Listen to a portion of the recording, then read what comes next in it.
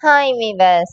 இன்னைக்கு April 11 Mahanadi serial என்னாச்சுன்னு சொல்லி பார்க்கலாம்க்கு முன்னாடி சேனல் சப்ஸ்கிரைப் பண்ணாதவங்க மறக்காம சப்ஸ்கிரைப் பண்ணுங்க.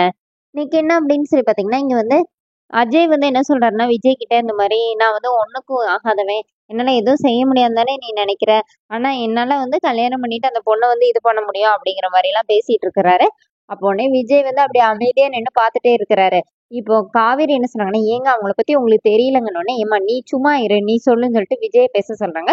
இப்ப விஜய் வந்து யோசிச்சுட்டு என்னன்னு சொல்றாருன்னா, உனக்கு அவள புடிச்சிருக்கு அவ்வளவுதானே, சரி அப்ப நீங்க அடுத்து என்ன செய்யணுமோ செய்யுங்க, உங்க வேலையை நீங்க பாருங்க, உங்களுக்கு என்ன சப்போர்ட் வேணாலும் நான் பண்றேன்னு சொல்லிட்டு விஜய் சொன்னோடனே, அப்படியே அஜயோட அப்பாவுக்கு ஒரே ஹாப்பி ஆயிடுது. நீ வந்து இப்படி சொல்லுவ நான் எதிர்பார்க்கவே இல்லைன்னொடனே, காவேரி வரை ஏங்கன்னொடனே நீ சும்மா இருன்னு சொல்லிட்டு காவேரி அமைதியா சொல்லிடுறாரு.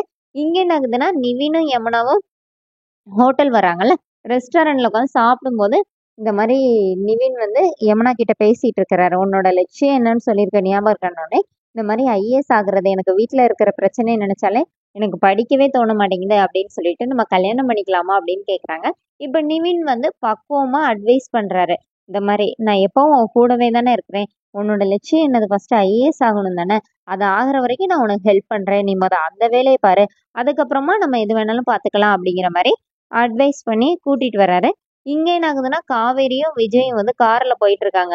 அப்ப காவேரி வந்து புலம்புறாங்க, இங்க அவங்க சரியான ரவுடி குடும்பங்க, என்ன கூட கடத்தி வச்சுட்டு நீங்க வந்து நீங்க வந்து ஹீரோ மாதிரி வந்து காப்பாத்தல, அவங்க வில்லைங்கங்க, உங்களுக்கு புரியுதா இல்லையா, இப்போ இது மட்டும் இல்லை, எங்க தங்கச்சி யமுனாவை கூட அவங்க கடத்திருக்காங்கன்னொடனே, என்ன நீ கடத்திருக்காங்கிறத இவ்வளவு சிம்பிளா சொல்றனோடனே, ஆமாங்க எங்க அப்பா இருக்கிற வரைக்கும் எங்களுக்கு எதுவுமே தெரியவே இல்லை, அதுக்கப்புறம் நாங்க வந்து இதெல்லாம் கேள்விப்பட்டிருக்கோம் என்ன எங்க வாழ்க்கையிலே பார்த்திருக்கோம், அவங்க குடும்பமே அப்படிதான் அப்படின்னு.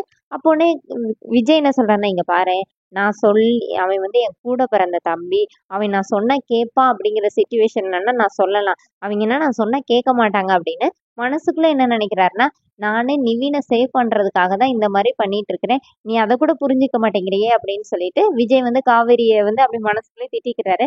அதனாலதான் சொல்றது ஒண்ணு அவசரப்படுத்த அப்படின்னு. இப்ப காவேரி வர ஐயோ அப்படிங்கிற மாதிரி கோவப்படுறாங்க.